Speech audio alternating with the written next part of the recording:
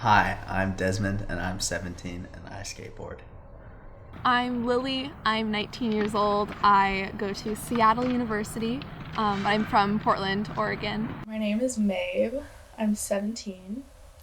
I'm from Portland, but I recently got back from Utah because I lived there for like 2 years.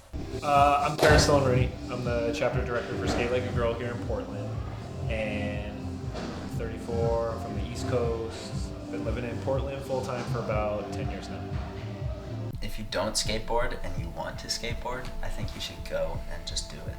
I started skateboarding about 7 months ago. Probably when I first started seriously wanting to was a couple years ago.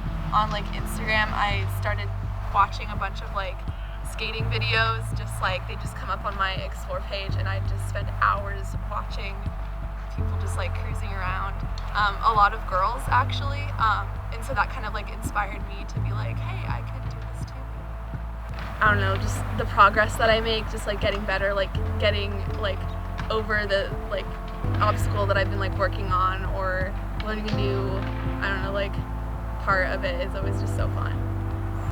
Skateboarding makes me feel like a badass. It makes me feel super cool. It makes me really happy, but it also kind of makes me afraid. Skateboarding is an activity that historically has been kind of hard to break into, and a lot of folks, especially marginalized identities in skateboarding, felt like there wasn't a place for them, that they didn't fit in, that they weren't wanted. It wants to be very open and accepting, although I think there's still a lot of kind of social barriers that it's hard to kind of get past, especially for women. I think there's a lot of kind of social pressure for girls just being surrounded by so many guys. It is kind of intimidating to be the only girl in the park of 20 guys. I know skateboarders, and skateboarders are gross people, and we do gross things. So when I think skateboarder, I usually think misogynist, Tommy Hilfiger. Mostly I just think bad. It's the first word that comes to mind. It's just a giant red flag just waving in my face. I think even if somebody isn't outright misogynistic in that group, I don't really think anybody would do anything to stop their friends or fellow skateboarders from saying any misogynistic things, or just expressing those views, or taking those actions out on other people. It's just all about the little things. That's where I guess misogyny and just other forms of oppression really come out. It's not always in the huge giant gestures. You don't have to beat your girlfriend up to be an abuser. You don't have to instigate a hate crime to be racist or homophobic. I was dating somebody who was heavily involved in skate culture. I broke up with him. This was almost 2 years ago, and he told his friend, who was also heavily involved in this group, and the first thing his friend says to him is, "Oh, now it's my turn with her." If this person is your brother, you're really not going to be more sensitive.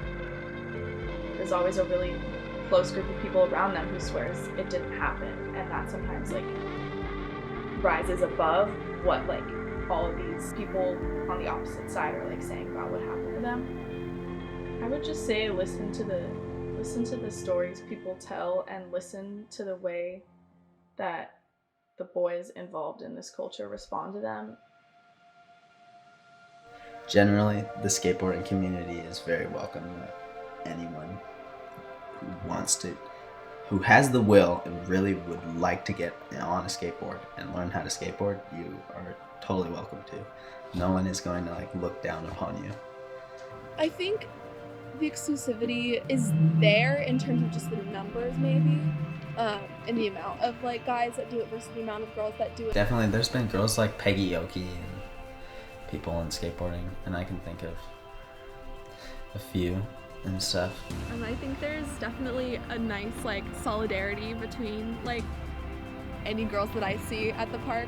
Is kind of that, yeah, we're here, we're able to get into this boys game, I guess, which is pretty cool.